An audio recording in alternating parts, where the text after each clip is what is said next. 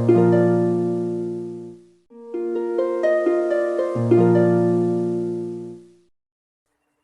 friends, in this class we are going to discuss working operation of Colpitts oscillator. So for any oscillator there should be two devices. One is basic amplifier unit, second one is feedback network. So this is the basic amplifier unit. This is nothing but common emitter amplifier with bypassed RE. This R1 R2 provides the voltage divider bias. Okay, so this is the input side, this is the output side. So both input and output are left open. Here we are going to connect the feedback network. So what is the feedback network we have in Colpitts is we are going to use two capacitors and one inductor. Let me see how to connect this. Just we have to bring this to the between input and output side. So hence the network is formed. Okay, so the first Z1 is nothing but capacitor C1, Z2 is nothing but capacitor C2, Z3 is nothing but the inductor. Okay, so Z1 is taken as the reactance of the capacitance C1, 1 by j omega C1. Z2 is the reactance of capacitor C2, written as 1 by j omega C2, and Z3 is the reactance of the inductor, written as j omega L. Now let us recall the general equation for LC oscillator which we have derived in previous videos. The final expression is HIE into Z1 plus Z2 plus Z3 plus Z1 Z2 into 1 plus HFE plus Z1 Z3 is equal to 0. Let me keep this as equation 1. In this equation we are going to substitute the Z1, Z2 and Z3 values as the reactances of the elements. Z1 is equal to 1 by j omega C1, Z2 is equal to 1 by j omega C2 and Z3 as j omega L in equation. Okay, now here it is substituted.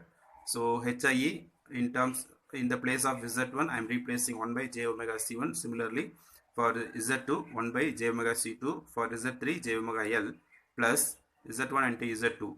So the product of these two reactances 1 by j omega C1 into 1 by j omega C2 into 1 plus HFE plus here we have two terms Z1 and Z3. So for Z1 1 by j omega C1 and Z3 j omega L is equal to 0. Now we have to reduce this expanded expression into next one. What we do, we bring all the j term in the from denominator to numerator, hence we put minus symbol. So this is already in numerator, don't bother about this. Second, we have to multiply the denominator. We will have my j omega square j squared omega squared C1 into C2. So what is j square? J square is nothing but minus 1, hence we put minus. Remaining term in the numerator 1 plus HFE we have, in denominator omega into omega, omega square C1 into C2 plus here j omega, this j omega and the numerator j omega will get cancelled. Finally we have L by C1 is equal to 0. Now we do one more step. We bring out the j term. This is the common in the first term. Okay, the j is brought out. So after bringing out the j, we will have the final equation. Equation number is 2. Here we segregate the entire equation into imaginary part and real part. So here only we have the imaginary part. So this remaining terms does not contain any j parameter. Hence this can be considered as a real part. In the derivation we have to find two things. One is to find the frequency of oscillation. The second thing, we have to find the condition for oscillation. That means how much the HFE should be required to have a sustained oscillation. First of all, we go for finding the frequency of oscillation. So for this we have to take the imaginary part of the equation 2, that should be made equal to 0. Hence this is the imaginary part available in the equation 2. Here we take the HIE is brought to the right hand side, becomes a 0. In the next term we'll have omega in all the terms. So keeping omega L here, these two term brought to the right side becomes as positive values. Okay, next we have to bring the omega in the left side. Hence the omega is common term in both the things. So hence we brought out outside. So this can be brought to the left side, becomes as omega square L is equal to 1 by C1 plus 1 by C2. Let we put the equation as 3. Okay, next what we do, omega, keeping omega square itself in the left side, bringing the L parameter to the right side, becomes as denominator.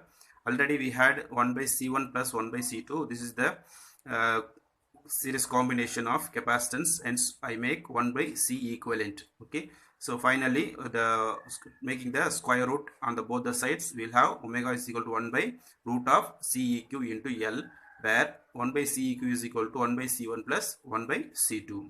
So the final expression is frequency of oscillation is equal to 1 by 2 pi root of CEQ into L.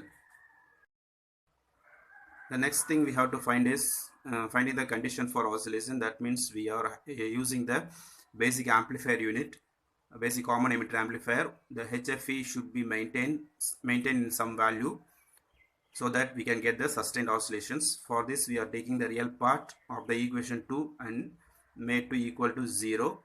So this is the real part we have. So this is minus term. I bring L by C1 to the right hand side. So both becomes minus, gets cancelled. Now both becomes as positive terms. Next, in the denominator we see in left and right side we have C1. So we cancel this C1 value. Remaining portions we have omega squared is brought to the right side. Now we have 1 plus HFE by C2 is equal to omega squared L. In this expression I am going to use the equation number 3, so which we discussed here. What is equation 3 is omega square L is equal to 1 by C1 plus 1 by C2. I am going to equate this here. When I equating this omega square L as 1 by C1 plus 1 by C2 into C2, in the left side we have 1 plus HFE. Okay, now what we do, so this is the parallel combination, series combination of capacitance, hence we make it as C1 plus C2, taking LCM C1 plus C2 by C1 into C2. Now here this C2 and this C2 gets cancelled. So finally we have 1 plus HFE is equal to 1 plus C2 by C1. Here also the one term gets cancelled. Finally I have HFE is equal to C2 by C1. So finally we have HFE is equal to C2 by C1. So this is the gain requirement of the Colpitts oscillator. So this is the frequency of oscillation for the Colpitts oscillator. These two formulas are very important.